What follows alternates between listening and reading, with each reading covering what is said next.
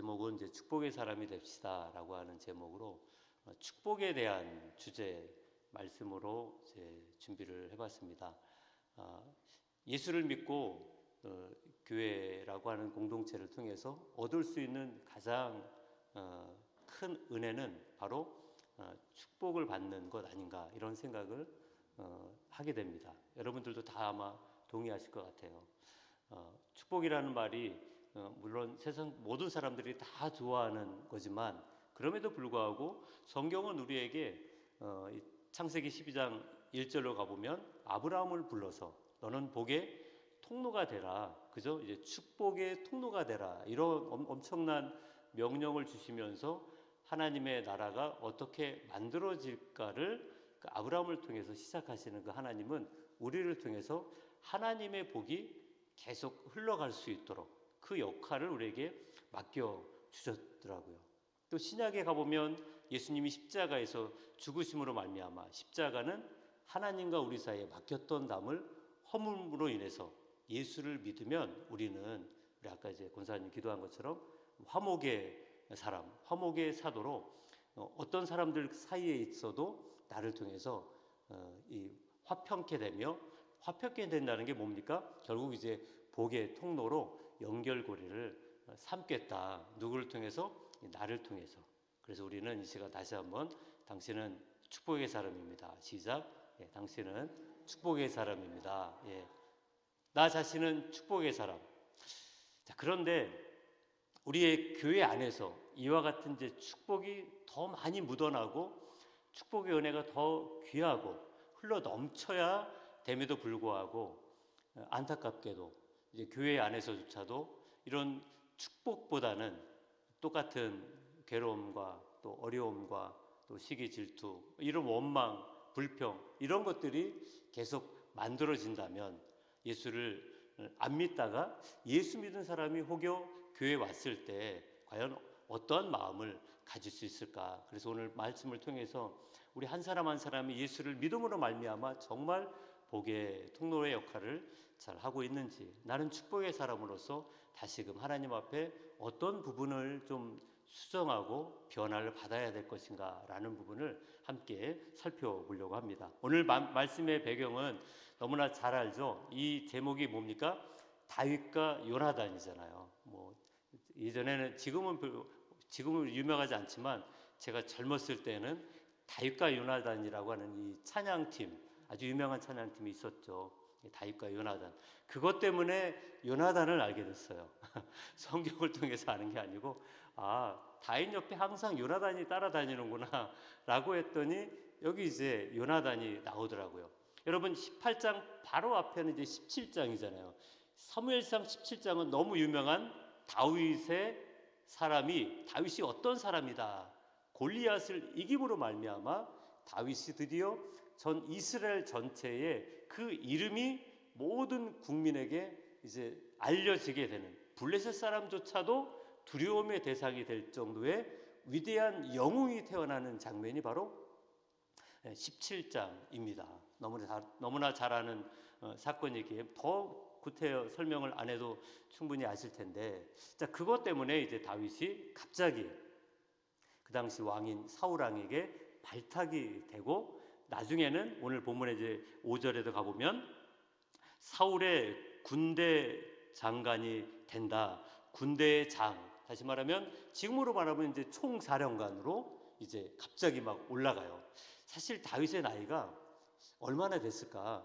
골리앗 앞에 다윗의 나이는 아직 군인으로 징집받기 전이기 때문에 많아야 10대 중, 다 15, 이 정도로 봐야 되는데, 그럼 사울왕 앞에서 군대의 장이 될 때는 몇 살일까? 정확히 알 수는 없겠지만 많은 나이는 아닐 거예요.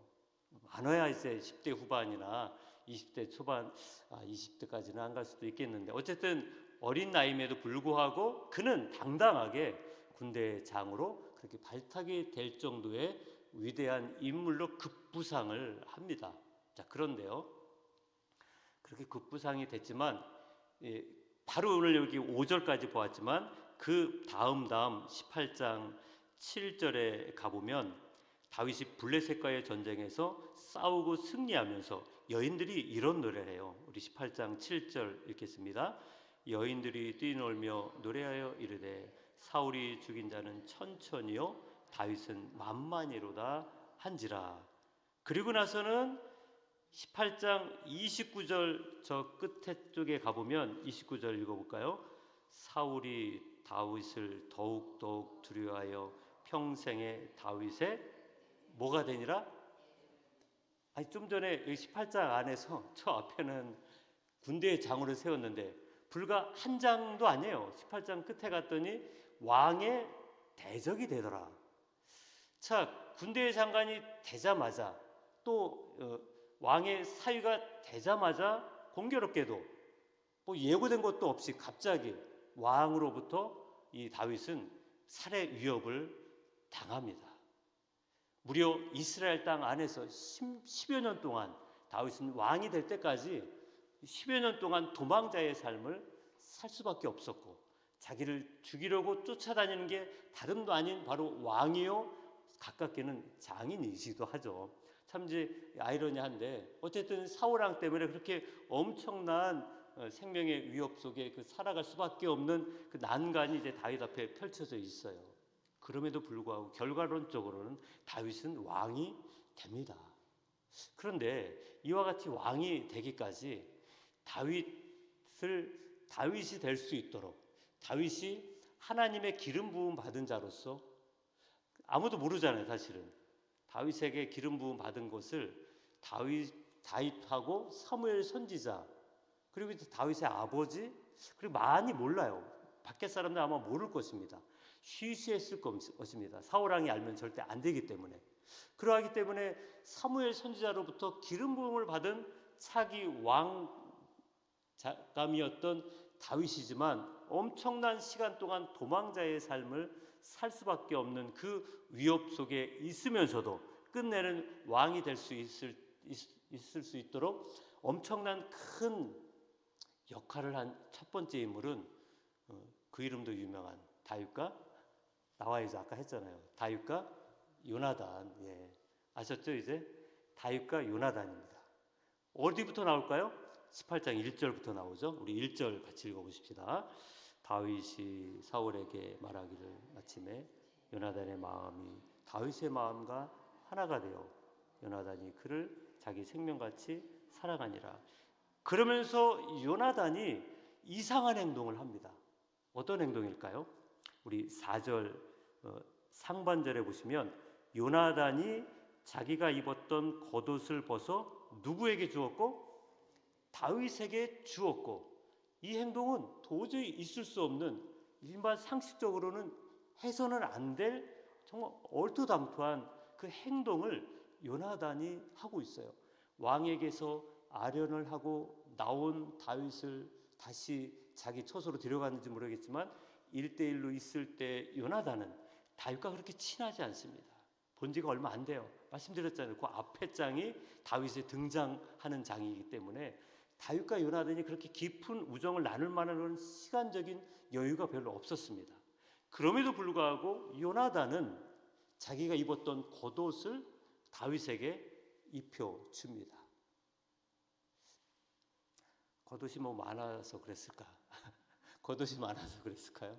예, 뭐 지금 같으면요, 뭐 이런 자켓이 뭐 한두 개만 있겠습니까? 몇 벌 있으니까 한번 걷어서 하다못해 뭐 가운도 여러분 살려면 많이 살 수 있으니까 지금이야 뭐 아무런 우리가 느낌이 없지만 여러분 이때에는 이 겉옷이 유일한 겉옷일 수도 있는데 특별히 이 겉옷은 누가 입고 있느냐? 바로 요나단이 입고 있다라는 거예요. 요나단은 누구입니까? 어떤 직분이에요? 자기 아버지가 왕이에요. 그렇다면 요나단은 당연히 왕자. 예. 그래서 차기 왕으로 올라갈 이제 우리나라로 이야기하면 세자죠. 예, 세자입니다. 확실한 세자예요. 그 나라의 이인자라고 할 수 있는 그 위치에 있는 직분과 그 명예와 그와 같은 위치에 있는 요나단입니다. 다윗보다 나이도 많습니다. 그런 요나단이 왜 어떤 생각으로 자기의 겉옷을 다윗에게 주었을까? 이것은 여러분 정말 말씀드린 것처럼 나의 왕의 아들 왕자라고 하는 그 신분을 벗어서 다윗이 앞으로 어떻게 될지도 모르는 그 다윗에게 마치 다음에 왕이 될 것을 내다본 것 같은, 요나단이 그것을 내다보고 주었을까요? 그렇지는 않았을 것 같아요. 어쨌든 이 겉옷을 준다는 것은 이 다윗이 앞으로 왕이 될 것이다 라고 하는 그 왕권을 이은다라고 하는, 그것은 마치 계승하는 것처럼 요나단이 이와 같은 행동을 했다는 것입니다. 사울왕이 알면 아마 기절할 수 있을 것이고, 요나단의 채측근들도 알 수 없는 놀라운 행복이기도 했습니다. 자, 그렇다면 왜 요나단은 이와 같은 행동을 했을까? 우리가 좀 전에 1절을 읽었어요. 1절과 3절에 반복되는 표현인데 3절을 그럼 읽어볼까요? 시작. 요나단은 다윗을 자기 생명같이 사랑하여 더불어 언약을 맺었으며. 1절과 3절에 나오는 게 뭐예요? 생명같이 사랑했다. 생명같이 사랑했다. 누구를? 다윗을. 요나단이 다윗을 생명같이 사랑했더라. 이 생명같이 사랑했다는 말, 이 생명같이 사랑했다는 말이 어떤 의미처럼 다가오십니까? 물론 우리는 이것을 통해서 주일학교 예배 때든 청소년 예배 때 항상 나오는 요나단, 다윗과 요나단의 그 메시지는 우정을 상징하기도 하고, 친구의 진한 우정, 남자들끼리 어떤 의리, 생각이 나십니까? 의리, 이런 이렇게 이해할 수도 있겠지만, 그러나 그렇게 어떤 단순한 논리로 우정과 의리로 보기에는 사실 아까 말씀드린 것처럼 둘 사이에는 그렇게 많은 시간 같이 이렇게 접점이 맺혀지는 그런 관계의 시간이 그렇게 많지 않았다는 얘기입니다. 그렇다면 이와 같은 요나단의 행동은 정말 하나님이 요나단의 마음에 불같은 마음으로 다윗에게 대한 뭐예요? 하나님의 그 극진한 사랑, 그 사람이 어떤 상황이고 어떤 형편이든 상관없이 하나님이 우리에게 주시고자 하는 그 하나님의 아껴 없는 아가페적인 그 사랑이 요나단을 통해서 다윗에게 흘러가고 있더라는 거예요. 그가 앞으로 왕이 될 건지 안 될 건지는 모르지만, 그러나 요나단의 눈에는 다윗이 하나님의 사랑을 받을 만큼 엄청난 그 사랑을 주어도 되겠다라고 하는 그 마음이 들었던 것 같습니다. 여러분, 하나님의 사랑을 아가페 사랑이라고 했어요. 우리가 도저히 따라하기 힘든 사랑인데, 그 아가페 사랑은 어떤 사랑일까요? 간단합니다.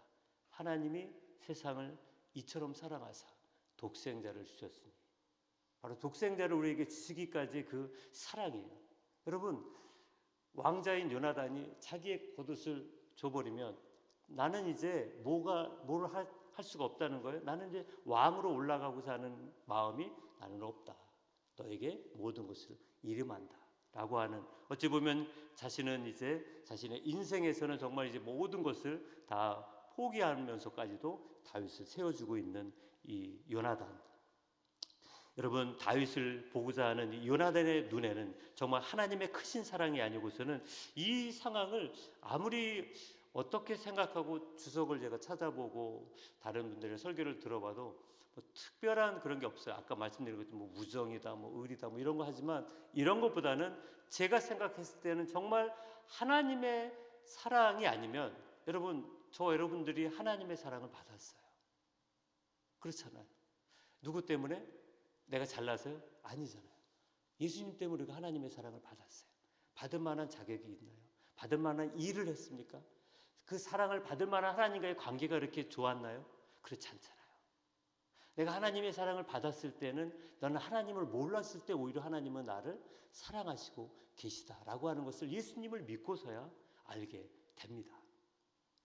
그래서 여러분, 나중에 요나단이 전쟁에서 죽어요. 아버지처럼 사울왕과 같이 요나단이 죽습니다. 그 요나단의 죽음의 소식을 들은 다윗이 사무엘하 1장 26절인데요. 사무엘하 1장 26절, 다윗이 요나단의 죽음을 듣고 슬피 울며 이런 얘기를 합니다. 1장 26절 같이 있습니다. 내 형 요나단이여 내가 그대를 애통함은 그대는 내게 심히 아름다움이라. 그대가 나를 사랑함이 기이하여 여인의 사랑보다 더하였도다. 내 형 요나단이여 내가 그대를 애통함은 그대는 내게 심히 아름다움이라. 그대가 나를 사랑함이 기이하여 여인의 사랑보다 더하였도다. 마치 여러분 이 느낌이 아가서에 가보면 술람미 여인과의 그 사랑의 메시지처럼 이 다윗은 요나단의 그 사랑이 여인이 나를 사랑하는 것보다 더 큰 사랑이다라고 표현하는데, 여인이 나를 사랑하는 것, 남편이 아내를 사랑하는 그 사랑보다 더 큰 사랑은 어디에 있을까요? 하나님의 사랑밖에는 없습니다. 그렇죠? 이 세상에 많은 사랑이 있어요. 부모가 자식을 사랑하고 서로 형제들끼리 사랑할 수도 있어요. 그러나 여인이 남자를 사랑하고 남자가 여인을 사랑하는 것보다 더 큰 사랑은 하나님의 사랑밖에 없지 않겠는가. 그래서 다윗은 이 요나단을 하나님의 그 사랑과 같은, 인간이 도저히 받을 수 없는 중에 받는 사랑, 그것으로 오늘 이렇게 표현해주고 있습니다.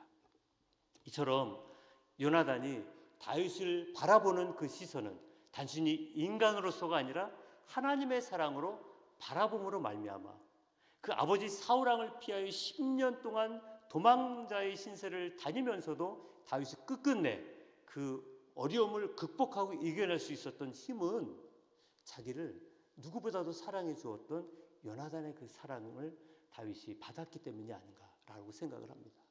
그러하게 오늘 저와 여러분들도 우리가 예수를 믿으면 우리는 똑같이 인간의 눈으로만 볼 것이 아니라 우리는 무슨 사랑을 받았습니까? 하나님의 사랑을 받았습니다. 그렇다면 하나님의 사랑으로 바라볼 수 있는 그런 믿음의 안목이 있기를 주의 이름으로 축원드립니다. 예수님은 갈릴리 바다에서 고기를 잡는 어부 시몬을 보고 뭐라 그래요? 반석이다. 반석 같지 않은데 반석이다. 여러분, 하나님은 타작마당에서 밀을 타작하던 농사꾼 기드온을 보시고 큰 용사요. 기드온은 그때 큰 용사감이 아니었습니다. 하나님이 가라고 해도 하나님 못 가요. 여러 가지 막 증거를 보여주세요. 눈에 보여주세요. 했던 그 연약한 자가 기드온인데, 큰 용사요 라고 하나님은 그 앞날을 마치 보는 것처럼, 하나님이시니까 볼 수 있지 않겠습니까? 우리의 눈으로는 볼 수 없어요. 그러나 하나님의 사랑으로 그를 바라봐 주면, 나는 다 못 보지만 하나님의 사랑을 나를 통해 흘려받은 사람은 그 사람이 힘들고 어려울 때 그 하나님의 사랑으로 말미암아 다시금 일어설 수 있는 줄 믿습니다. 자, 이렇게 먼저는 그 사람의 미래를 보고 하나님의 사랑으로 사랑할 수 있을 때, 그것이 바로 축복의 사람의 첫 번째 조건이라 할 수 있습니다. 두 번째 축복의 사람은 어떤 걸 남겨야 할까요? 서로에게 복의 흔적을 남길 수 있어야 합니다. 여러분, 요나단이 다윗에게 준 것은 겉옷만이 아닙니다. 4절 다시 읽어볼까요? 자, 18장 4절 시작. 요나단이 자기가 입었던 겉옷을 벗어 다윗에게 주었고 자기의 군복과 칼과 활과 띠도 그리하였더라. 모두 줬다 그래요? 군복, 칼, 활, 띠도. 여러분, 이때는 진짜 그 이스라엘에 군인이 있지만 군대 사람들 중에 칼을 들고 있는 사람이 없어요. 사병들은 칼을 만들 수 있는 기술이 아직은 이스라엘에 없다 보니까 칼은 사울왕과 요나단과 정말 총사령관이나 뭐 칼 있지, 나머지 군인들은 곡괭이, 낫 이런 거 들고 있어요. 삽자로. 그래서 요나단이 지금 군복과 칼과 활과 띠를 주려고 그러면 이거 다 풀어야 되잖아요. 여러분, 이 군장을 다 풀었다고 하는 것은 어느 때인지 아세요? 적에게 잡혔을 때예요. 항복이래요. 항복. 싸울 수 없을 때 다 푸릅니다. 포로로 잡혀갈 때 다 풀러요. 요나단은 앞으로 전쟁도 있음에도 불구하고 자기가 나가서 자기의 생명을 지킬 수 있는 그런 무기요, 방패요, 그런 위험을 갖출 수 있는 그 모든 것들을 다 벗고 누구한테 주었다는 거예요? 다윗에게 주었다. 그러니까 어찌 보면 나는 죽고 너는 살아라. 그런데 이것은 또한 중요한 것이 뭐냐면 이것은 전쟁에 나아갔을 때 정말 필요한 칼입니다. 그래서 그 이후에 다윗은 거기 6절 가보면 벌써 이제 승승장구해요. 6절 18장 6절 읽어보겠습니다. 시작. 무리가 돌아올 때 곧 다윗이 블레셋 사람을 죽이고 돌아올 때에 여인들이 이스라엘 모든 성읍에서 나와서 노래하며 춤추며 소고와 경세를 가지고 왕 사울을 환영하는데, 여기 블레셋 사람을 뭐하고요? 죽이고. 뭐로 죽였을까요? 무슨 칼? 아까 다윗과 요나단. 오늘은 요나단만 하시면 80점 이상은 맞아요. 네. 요나단의 칼로 블레셋을 무찌르고. 그러니 다윗이 그 전쟁에 승리할 때마다 그 칼을 잡고 휘두를 때마다 누구를 생각하겠습니까? 내 형 요나단의 칼이 나로 하여금 승리하게 하는구나. 또한 여러분, 다윗은 나중에 이제 왕이 될 사람입니다. 이 당시의 왕은 전쟁의 능력이 탁월하게 있어야만 합니다. 그래야만 백성들이 우리 왕으로서의 인정을 받을 수 있는 그때예요. 이때의 왕은 그냥 가만히 앉아서 이렇게 관리하는 관리형 왕이 아니라 전쟁에 앞서 나가서 승리해야 될 그런 장군이어야만 왕감으로 백성들이 인정을 하기 때문에 다윗은 그 어떤 업적보다 왕으로서 건축보다 경제력보다 전쟁의 승패, 전쟁의 승리가 왕으로서의 왕감으로서의 제목이라는. 나중에 여러분 다윗이 남북 통일 왕국이 되었을 때 처음부터 통일 왕국이 된 게 아니에요. 40년 7회 활동에 처음에 7년 반 동안은 남유다 2개 지파의 왕이었었습니다. 그러나 그때에도 계속 승승장구 승리했기 때문에 나머지 북쪽에 있는 모든 지파가 다윗에게 찾아와서 우리의 왕이 되십시오 라고 할 때 그들은 다윗의 승리하는 이 전쟁의 승리를 왕감으로, 왕의 재질로 보았기 때문에 가능했던 것입니다.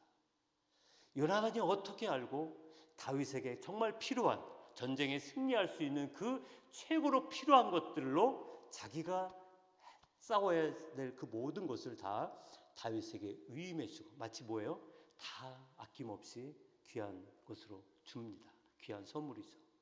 이것을 통해서 다윗은 그의 전쟁을 치를 때마다, 승리를 할 때마다 누구의 흔적이 있는 거예요? 바로 이 요나단의 그 사랑의 흔적이 그에게 남겨져 있다는 것입니다.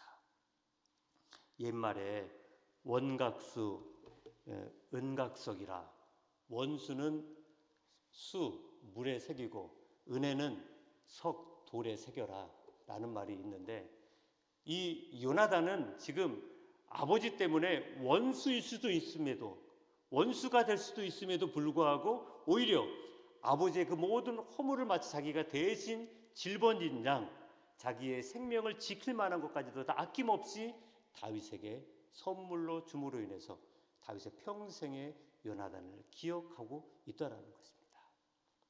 선물이 얼마나 중요할까요? 예수 믿는 우리는, 여러분 우리 신앙생활을 하고 교회를 다니다 보니까, 저도 나중에 예수를 믿고 교회를 가니까, 제가 교회를 고등학교 2학년 때 7월 마지막 주부터 교회를 출석했는데 정확히 반년 후에 선물을 받았어요.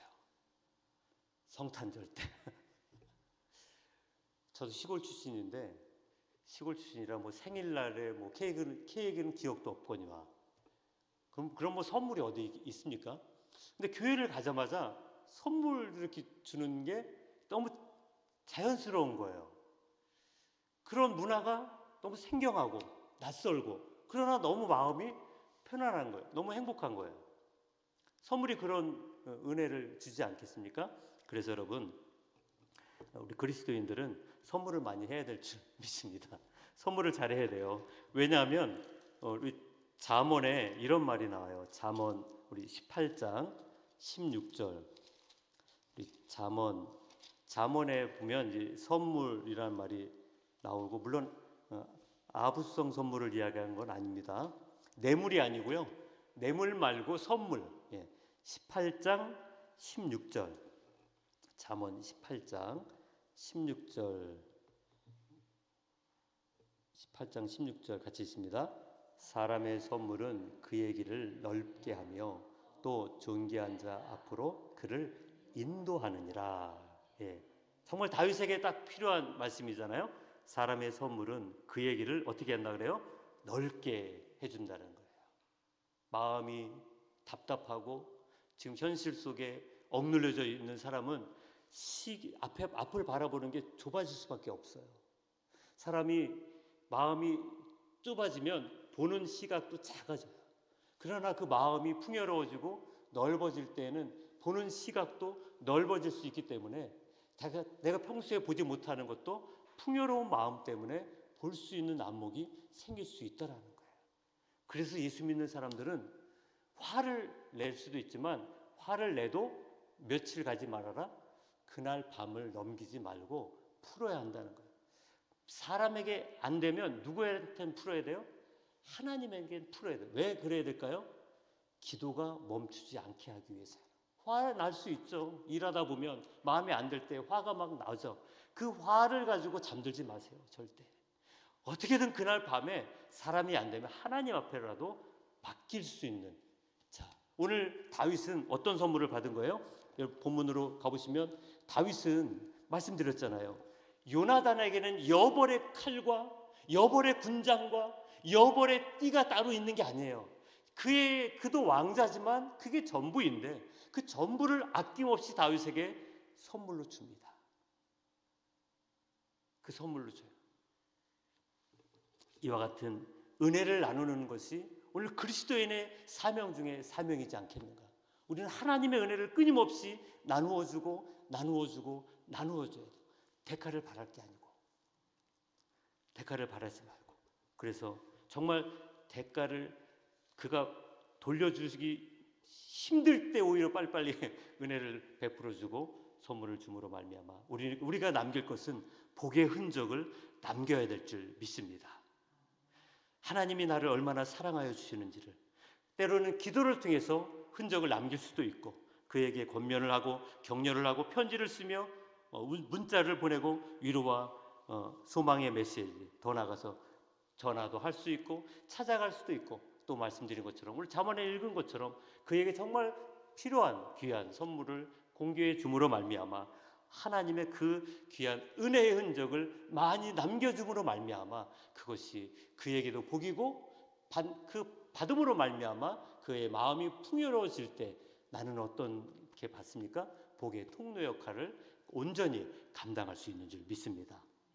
자, 하나만 더 살펴보시면 우리는 서로에게 축복의 사람이 되고자 약속을 할 수 있어야 합니다. 오늘 본문 말씀에 가보면 3절 다시 읽어볼까요? 시작.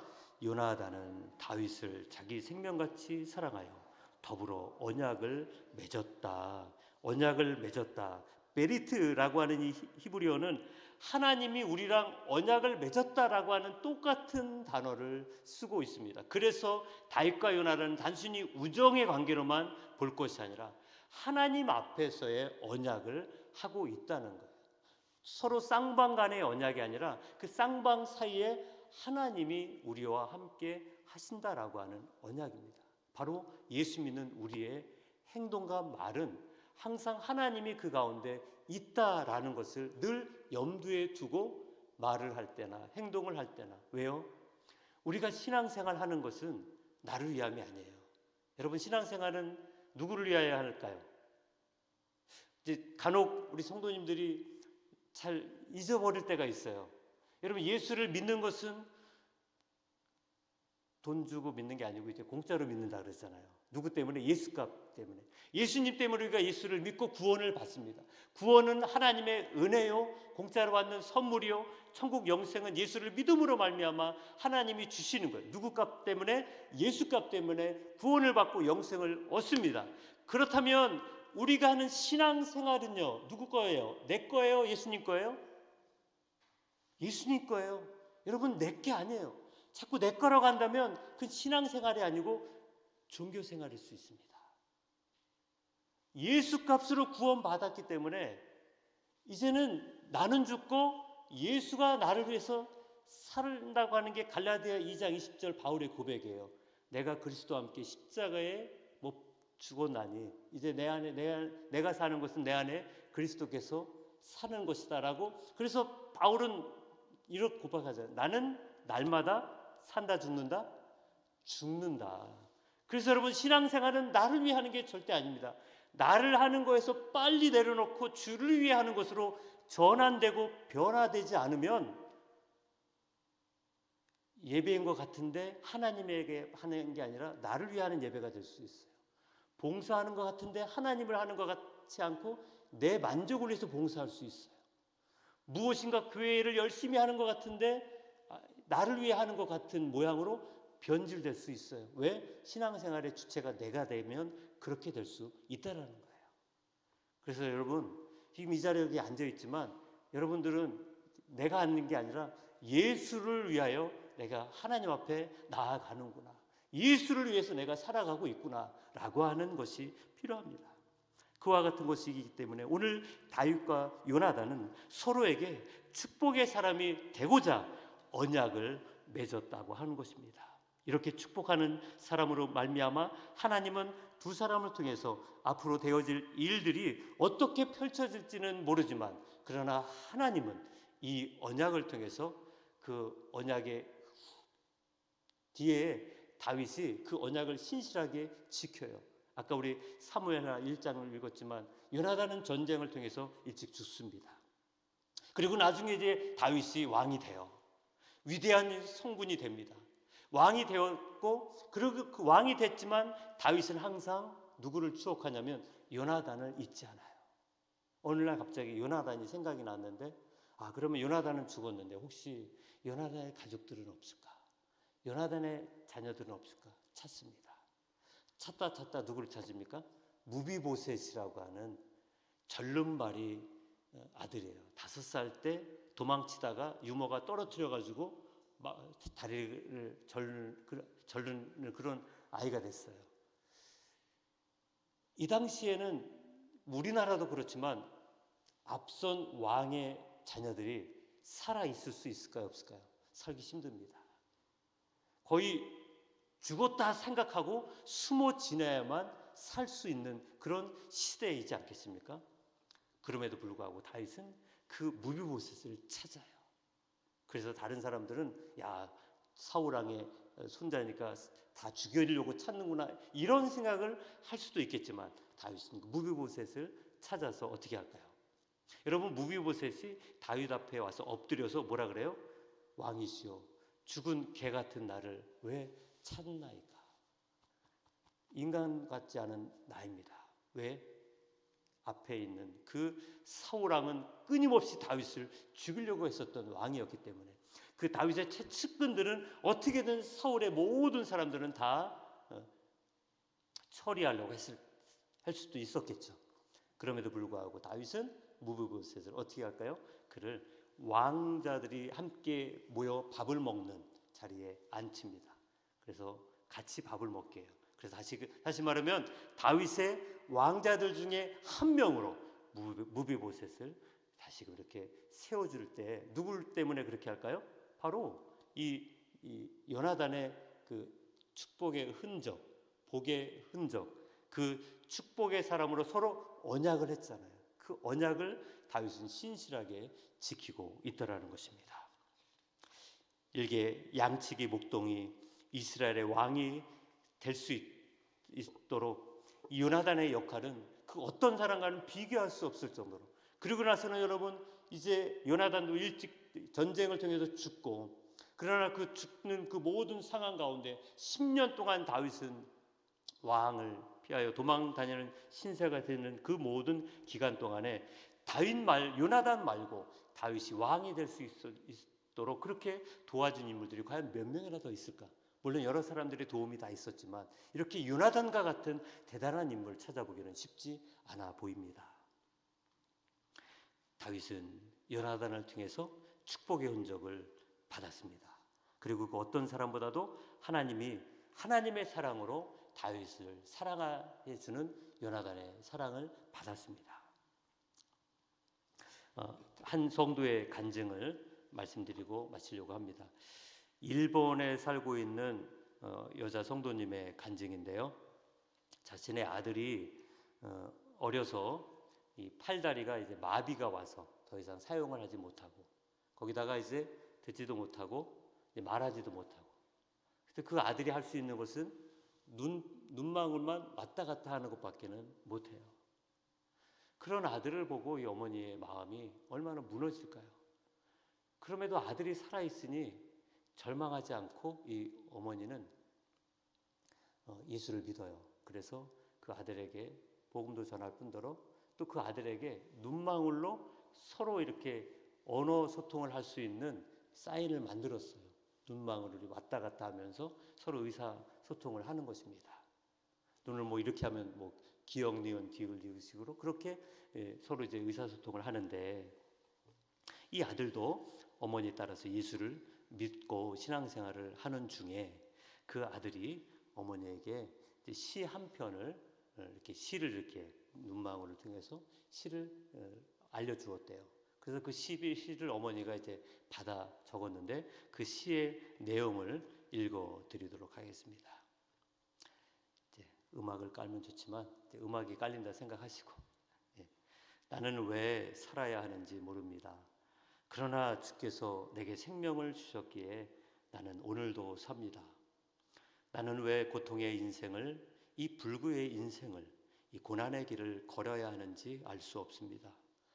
그러나 주님께서 내 앞서서 십자가의 고통을 다 겪으시고 먼저 가신 길이기에 나는 묵묵히 따라갑니다.